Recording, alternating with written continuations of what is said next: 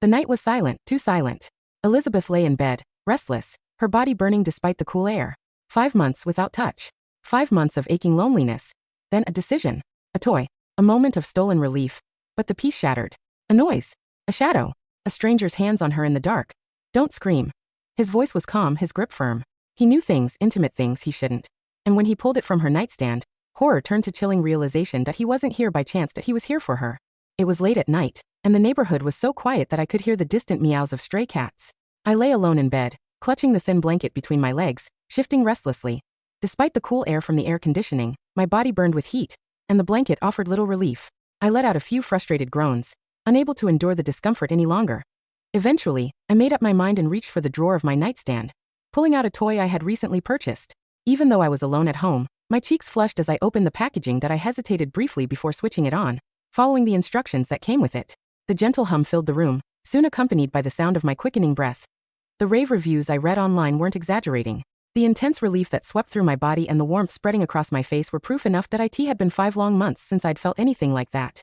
The tension drained from my limbs, leaving me lying there, basking in the afterglow. As I lay there, my mind wandered back to the last time I had real, physical contact. That was 4 months ago when my husband had come home drunk after a night out. By then, we had started fighting constantly and sleeping in separate rooms. However, that night, he mistook me for someone else and was unusually passionate. I figured it was a chance to reconcile, so I did not resist. That night, I got pregnant. My name is Elizabeth Crane. I married my husband, Mark Russell, a year ago, after being set up on a blind date. For the first 2 months, things were great, but then it all started falling apart. I thought getting pregnant would be the turning point in our relationship, but instead, it marked the end of our marriage. As soon as I found out I was pregnant, Mark moved out and told me to get an abortion. He said he wanted a divorce. I knew he was cheating, but I never expected him to be so cold-hearted, abandoning both his wife and child for some other woman, that I'm not one to cling to a man who doesn't want me, so I agreed to the divorce. However, I refused to get rid of the baby. Luckily, I had savings from my previous job as an executive, so I quit my job and focused on taking care of myself and the baby. What I didn't expect was how much my body would change during the pregnancy.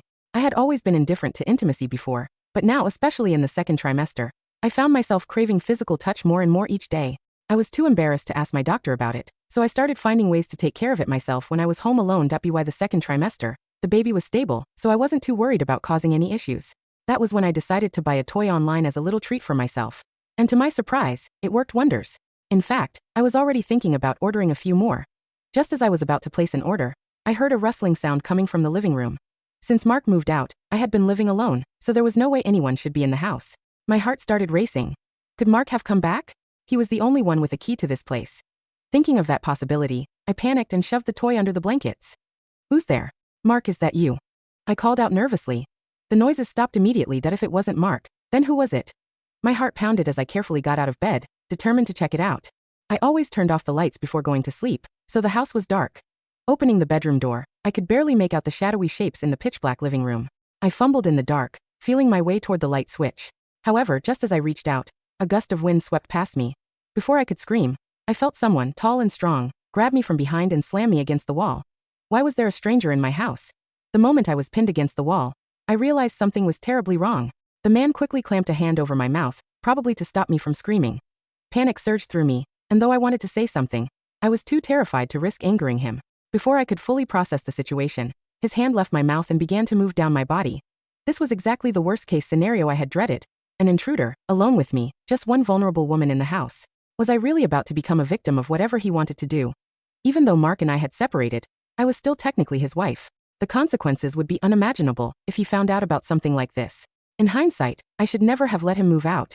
Only now did I realize how truly isolated I was. With no one to call for help and no backup in a situation like this, that I bit my lip hard, trying not to make any noise, especially with this stranger so close. However, a small voice inside me whispered, "Please, just go along with it. Do whatever you need to survive." The man chuckled softly and I froze, every hair on my body standing on end. A shiver ran down my spine as I imagined the mocking grin on his face. His warm breath grazed my neck as he finally spoke, at last.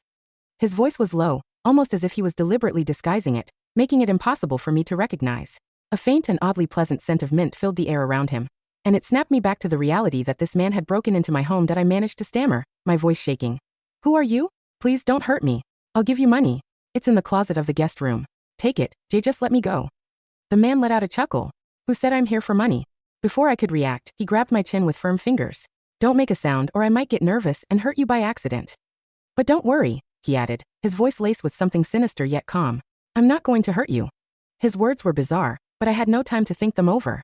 No matter what he said, I wasn't about to trust him. Still, I nodded in agreement, signaling that I would comply. Once he seemed convinced I wouldn't resist, he relaxed a little and guided me toward the bedroom. He must have known I was pregnant because he kept his hand protectively near my stomach, careful not to harm me. As we moved, the dim light of the moon filtered through the window, and I finally got a clearer look at him. He wore a black mask that covered his entire face, leaving only his eyes visible. In the darkness, I couldn't tell who he was at all. While I tried to make sense of him, he was also sizing me up in the moonlight. It was obvious that I was his target from the start, that I thought for sure he was about to force himself on me. But to my surprise, his touch remained gentle. In my head, I kept thinking, just get through this. If you make it until morning, you can call the police.